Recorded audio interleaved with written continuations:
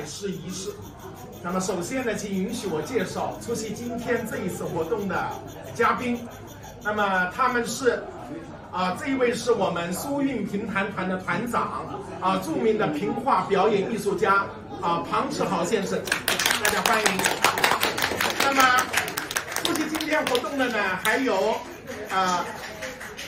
倪老师的亲朋好友，还有我们来自上海、苏州、无锡评弹界的名票、名家、新秀，还有文化馆馆长、领导，那么以及呢支部长的文化馆的苏州市文化馆的朱馆长，那么还有是小刘同学的父母、同学也来参加。那么对于他们的到来，我们表示衷心的感谢和热烈的欢迎。拜师仪式是我们中华传统文化中的一个重要的仪式，代表了学生对师傅的尊重和希望得到师傅的教诲。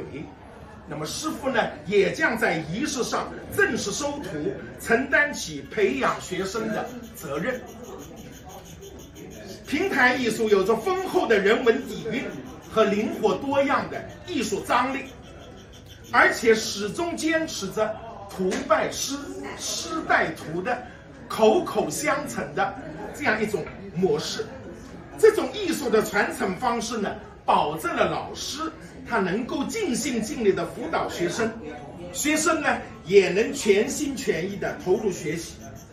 这样一种传统的传承方式，不仅是艺术的传承，也是艺德的传递。师傅呢教书授艺，学生学艺学做人。这种艺术传承的方式保存着对传统对现代的寄望，也体现着现代文艺工作者对传统的尊重。拜师仪式作为艺术传承的一种方式，意义深远。它不单单是学生的一个鞠躬、献一束鲜花，也代表着导师的谆谆教诲，会让青年演员终身铭记，时刻提醒自己是评弹艺术流派的传人，不辜负老师的栽培，把评弹艺术发扬光大，永久流传。那么倪怀义先生呢，他出生于评弹世家，他的父亲是我们前辈老艺人是这一位倪平谦老先生他是苏州珍珠塔的第五代传人是魏玉清先生的再传弟子。那么和倪老师呢父女双档在电台录了62回前珍珠塔留下了非常珍贵的这个录音，也是绝版录音。那么倪老师呢天赋很好天赋家赏，他出生于评弹世家，他没有拜过老师主要是靠自己自学。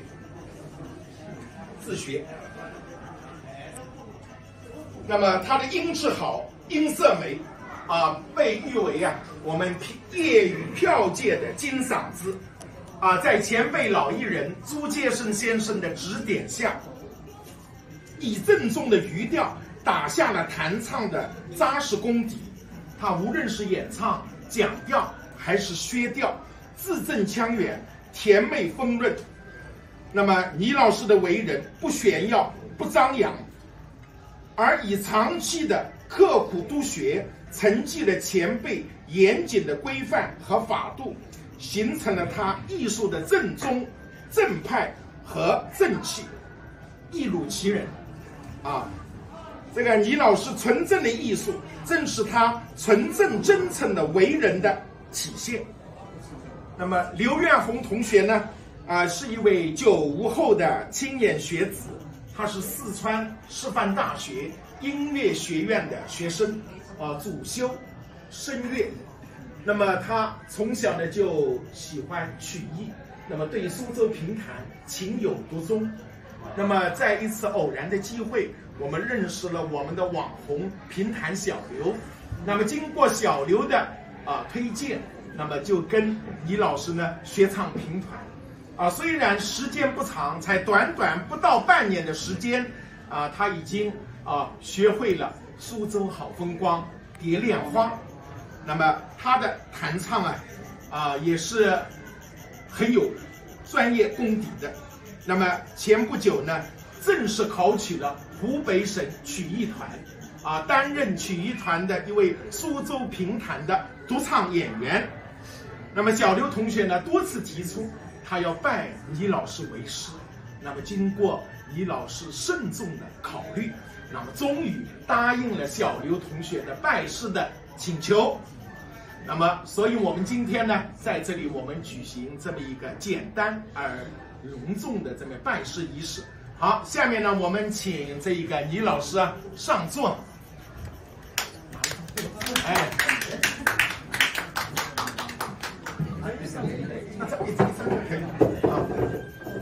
好，倪老师坐倪老师请坐。下面呢，我们就由小刘同学献花行3鞠躬拜师。没有，就鞠躬就可以了，鞠3个躬好，1鞠躬，好了，好了，到这边1鞠躬，2鞠躬，3鞠躬，好，那么互换这个师徒互换礼物。顶批了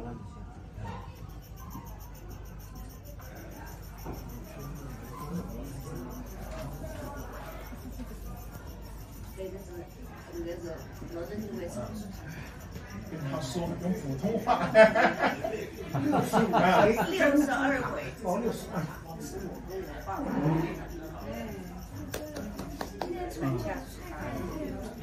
也就是你，很珍贵哦。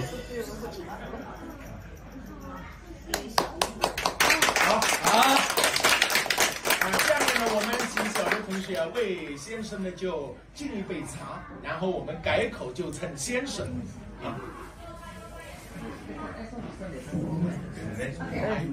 倒一杯茶，小杯子，小茶杯。随便拿个杯子，来，对，可以，对，就来，好，对老师的现场好，部长姐，好，我们的红灯的泡泡还里面等特子了好，那么倪老师有什么话要说的，我们就你对他有什么话你就说一说我们请倪老师讲话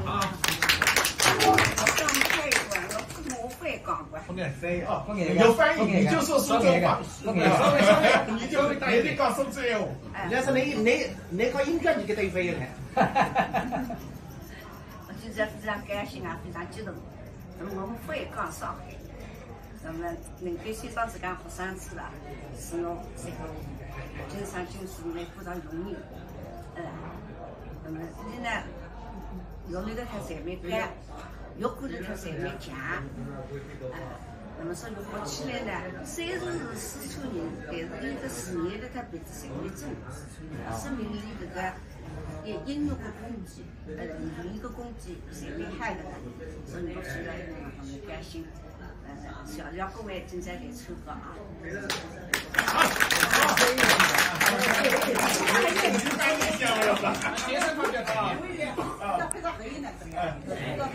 我们下面就那个小刘同学，你说几句。刚刚倪老师说了一番，肯定你没听懂我们悟性很高，你翻译一下。虽然是四川人是吧？对。一些字眼都学得很标准。那么倪老师呢，觉得也非常荣幸收你这么一个学生。要是比较客气，我也不太会讲简单讲几句。你有什么话可以讲几句？我其实就是从很早之前，就是就是学习苏州评弹只是一种兴趣，然后因为声乐里面也有一些关于苏州评弹的作品，所以在学的时候，我其实就一直非常的向往这个正宗的苏州评弹的技术。但是一直就是感觉自己只是在模仿他的发音，在后来就是遇到小刘老师和先生之后，才感觉自己慢慢的在懂得了。他们一直就是在说我那个学得很好，其实我觉得我还不够好，还需要继续的努力。我的琵琶也才刚刚开始，然后就非常的感谢大家今天能够来给我。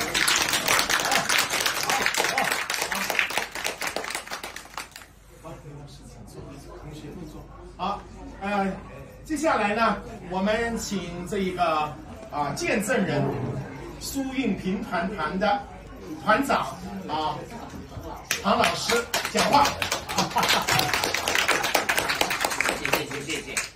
谢谢我们李老师呢，我称她姐姐，因为我的父亲和他的爸爸呢是拜师以后出来就是搭档，那时候是2个人搭档，就是有名的就是倪庞丈、倪平先生和我父亲庞徐清，因此我们是世交的。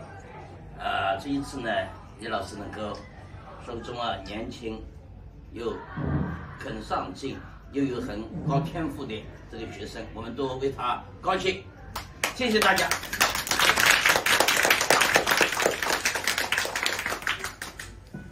下面我们请那个吧，倪老师的公子董倪先生讲几句。谢谢。今天要讲的话呢，这个陈教授全讲掉了。那么我要不重新念一遍吧？你我重新念一遍。开玩笑。是这样的，今天呢这个比较有意义。有什么意义呢？就是可以讲，今天我母亲收的这个学生应该说是在评弹界学历最高的，因为他是研究生毕业，而且现在马上又是要成为一个专职的戏曲演员。那第二个呢，从苏州、四川，那么他现在又在湖北省，对吧？这个距离也应该说是在评弹界是比较远的，所以呢，这个是2个比较有意义的。那么我刚才就在想，还有一个有意义的呢，就是说到苏州评弹最拿得出手的2个长篇，一个是珍珠塔，一个就是玉蜻蜓。不管是从说书的这个名家还是影响力，那么凑巧的是呢，这2部书我母亲都会说，那这个也是评弹界里面应该说不是唯一嘛，也是比较少的。所以呢，这个今天能有这么一个拜师仪式呢，我作为母亲的孩子，等于说你年龄虽然是我的女儿的年龄，但是你现在变成我的师妹了，我非常高兴我今天就说这么多。那么提前跟各位拜年，今天我们就算吃一个年夜饭，提前的，祝谢谢。好，你各位来宾各位朋友60多年来倪老师呢积累了丰富的艺术财富和教学经验。刘元红同学呢能够投拜这一位名师，我感觉到十分的幸运俗话说，新筑高屿旧筑枝，全凭老干为扶持。我们真切的希望今天拜师的小刘同学呢，为学莫重于尊师。作为青年演员，要从内心深处像对待自己的父母一样对待先生，跟随自己的先生学表演学做人，既能够传承原汁原味的传统曲目，又能够发展容心，用自己的思考和关注，给传统艺术注入属于年轻人的青春力量和时代活力。那么今天的拜师仪式呢，既简朴又隆重，也体现了在座的每一位对传统艺术的尊重和热爱。我们完全有理由相信，小刘同学在先生的悉心指导下，在自身的勤勉努力下，会印证名师出高徒，在未来一定会为评弹艺术发光发热，成为湖北曲艺的青春新能量。好，那么我们今天的拜师仪式呢就结束，大家举杯，我们祝贺一下啊！举起杯子，来，大家倒好，好，大家就入席啊，入席。可以了，可以了。好了。